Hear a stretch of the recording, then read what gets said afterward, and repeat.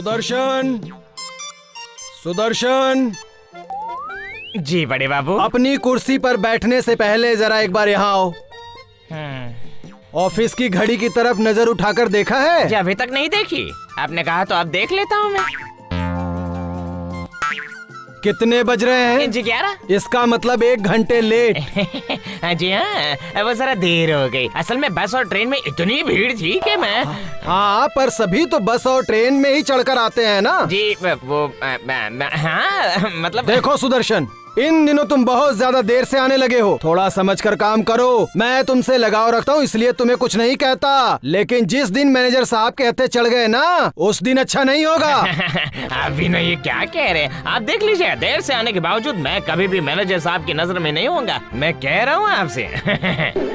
ठीक है, जाओ अपनी कुर्सी पर बैठकर काम शुरू कर दो। ठीक है जी, जाता हूँ जाता हूँ।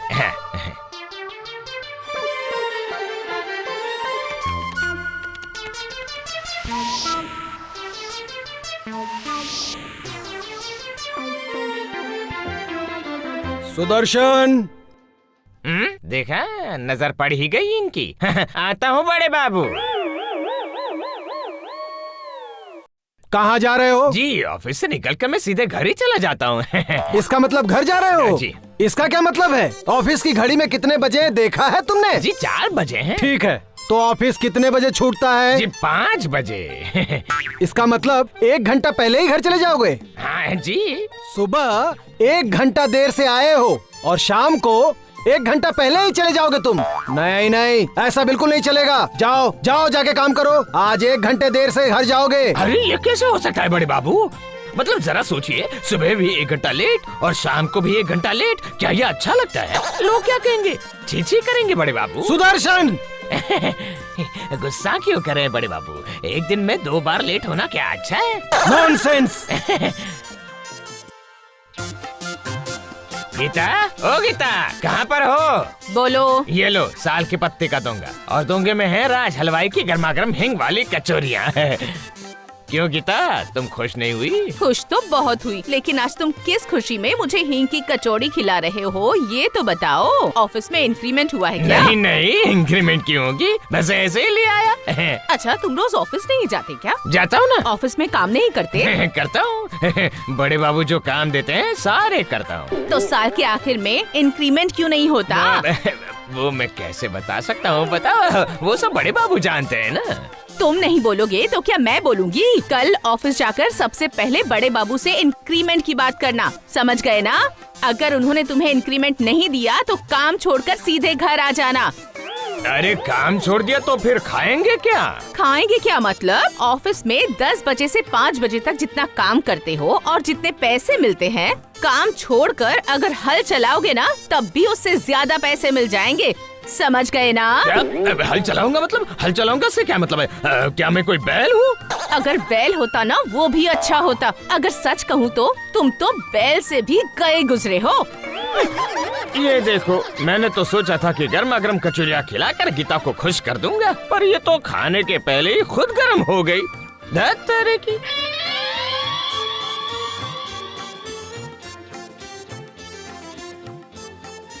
क्या बात है सुदर्शन, तो बिल्कुल समय पर आ गए। जाओ, जाकर काम पर लग जाओ। आज तुम्हारे लिए बहुत सारे काम पड़े हैं। हाँ, वो तो मैं कर ही दूंगा बड़े बाबू।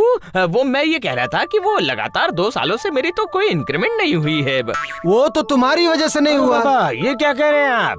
मेरी वजह से? तुम्हारी वजह से नहीं तो और क्या। ज्यादातर दिनों में तुम ऑफिस लेट आते हो, काम भी बहुत धीरे धीरे करते हो, और फिर सबसे मुख्य बात यह है कि तुम बहुत बेवकूफ हो। इन सब की वजह से ही लगता है कि मैनेजर साहब तुम पर बहुत नाराज हैं, इसलिए तुम्हें इंक्रीमेंट नहीं देते हैं। अरे बड़े बाबू, आप ही तो कह रहे थे कि आप मुझसे स्नेह रखते हैं। देखो सुदर्शन, मेरे व्यक्तिगत स्नेह और इंक्रीमेंट को आपस में बिल्कुल मत जोड़ो तुम। नहीं, जोड़ नहीं रहा हूँ, बिल्कुल भी नहीं जोड़ रहा हूँ। पर उस स्नेह की वजह से अगर आप मैनेजर साहब से एक बार मेरे इंक्रीमेंट की बात करें तो मतलब जरा मुझे लगता है कि उससे मेरा काम हो जाएगा। आपको तो बहुत वो मानते हैं ना मैनेजर साहब। प्लीज प्लीज बड़े बाबू, अगर इंक्रीमेंट नहीं हुई तो मैं अपनी बीवी को अपना मुंह नहीं दिखा पाऊंगा। ठीक है, जब इतना कह रहे हो तुम, तो एक बार बात करके मैं देखूंगा, पर मुझे नहीं लगता कि इससे कुछ होने वाला है। कुछ हो या नहीं, पर आप कह दीजिए ना, यही क्या कम है। क्या कहते हैं बड़े बाबू?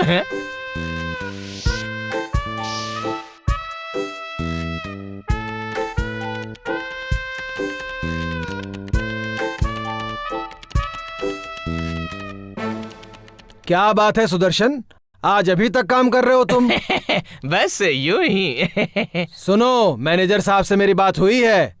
कल वो तुम्हारी एक मौखिक परीक्षा लेंगे। अगर परीक्षा में पास हो गए तो साथ में इंक्रीमेंट। अच्छा। पर मैनेजर साहब को तो जानते ही हो तुम, काम से हटकर हो सकता है कि जनरल नॉलेज का भी सवाल कर बैठे तुमसे वो। उसकी फिक्र आप मत कीजिएगा। चाहे वो कुछ भी पूछ ले, मैं उन सब के जवाब दे ही दूंगा, चिंता मत कीजिए। तो फिर ठीक है, कल पूरी तरह से तैयारी करके ही आना तुम यहाँ।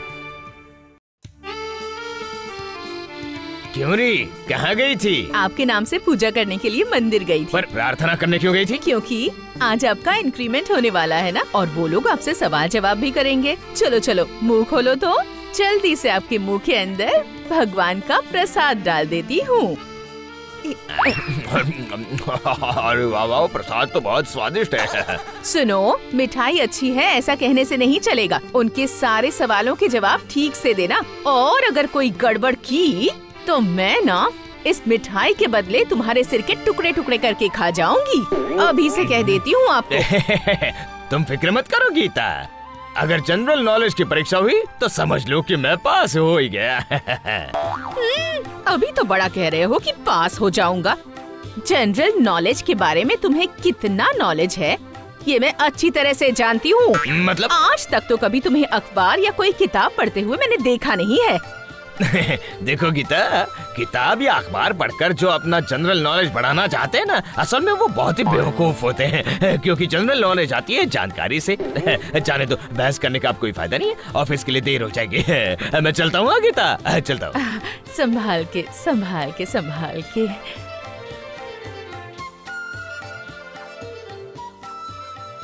सर, अंदर आ सकता हूँ सर? आइए। सुदर्शन को लेके आया हूँ सर। बैठिए। क्या हुआ सुदर्शन, तुम खड़े क्यों हो? बैठो। जी, आपने तो सिर्फ बैठिए कहा, तो मैंने सोचा कि आपने सिर्फ बड़े बाबू को ही बैठने के लिए कहा, मुझे नहीं। ऐसी बात क्यों सोची? जी, वो आप मुझे तुम कहकर बुलाते हैं ना, इसीलिए। तो बहुत चालाक बन रहा है ये। रुक, ऐसे सवाल करूंगा ना कि हालत खराब हो जाएगी। बैठो। Thank you sir. सुनो, मैं तुमसे ठीक 3 सवाल करूंगा। अगर तुमने सही जवाब दिया तो तुम पास हो जाओगे। अच्छा, ऐसे किसी आदमी का नाम बताओ जो टाइम देकर कभी भी देर नहीं करता। बहुत आसान है सर, महाजन। समझ कर बताओ। जी जी, बताता हूँ। अगर महाजन ये कहता है कि वो किसी दिन किसी समय आएगा, तो फिर आंधी आए, तूफान आए, बिजली गिरे, वो दरवाजे पर आकर खड़ा जरूर हो जाएगा। वाह, बहुत जल्दी जवाब दे दिया। अच्छा, बताओ तो ब्रह्म और ब्रह्मा में क्या अंतर है? जी बताता हूँ। समझा कर बताओ। जी हाँ, जी बोलता ना जी। ब्रह्मा का मतलब है आग। आग को देखा जा सकता है इसलिए वो साकार है, और ब्रह्म को देखा नहीं जा सकता है इसलिए वो निराकार है। ये तो एक बात हुई, और दूसरी बात ये कि अगर इन शब्दों को देखा जाए, इनका आकार मतलब देखो, ब्रह्म शब्द में कोई आकार नहीं है, पर ब्रह्म में एक आकार लगाते ही क्या बनता है? ब्रह्मा। क्यों, सही कहा ना? अरे वाह, इतने कठिन सवाल का भी जवाब दे दिया। ठीक है, अंतिम सवाल। अच्छा, शादी को कितने साल हो गए? शादी? वो तो बहुत साल हो गए सर। फिर भी कितने साल? जी, वो आने वाले फाल्गुन के महीने में शादी की रजत जयंती मनाई जाने वाली है। इसका मतलब दाम्पत्य जीवन का बहुत अनुभव है। जी जी, ये भी कोई कहने की बात है। आप भी ना। अच्छा, ये बताओ, पत्नी की नजर में पति क्या है? मतलब तो अब तुम्हें समझ में आएगा कितने धान में कितने चावल हैं। मैं ये जानना चाहता हूँ कि पत्नियाँ पति को क्या समझती हैं। ओह अच्छा, ये तो बहुत ही आसान सवाल तो फिर है। बताओ। जी, शादी के बाद पत्नियाँ समझती हैं, मतलब उनकी नजर में पति होते टूथब्रश। टूथब्रश जिन्हें वो चबा सकती हैं, घिस सकती हैं, धो सकती हैं, कुछ भी कर सकती है, पर किसी दूसरे को यूज करने के लिए नहीं दे सकती हैं।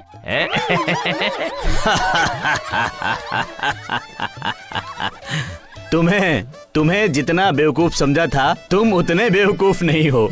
जी बिल्कुल। हाँ। तो फिर तुम क्या हो? बताओ। हाँ बताओ तो सही। इंक्रीमेंट तो मिलेगी ना सर? हाँ सब मिलेगी सब मिलेगी। अब बताओ तुम असल में हो क्या? जी मैं असल में बेवकूफ भी नहीं हूँ और ना ही बुद्धू। मैं तो असल में हूँ एक डेढ़ शाना। डेढ़ साना? हाँ, डेढ़ शाना। क्या डेढ़ साना?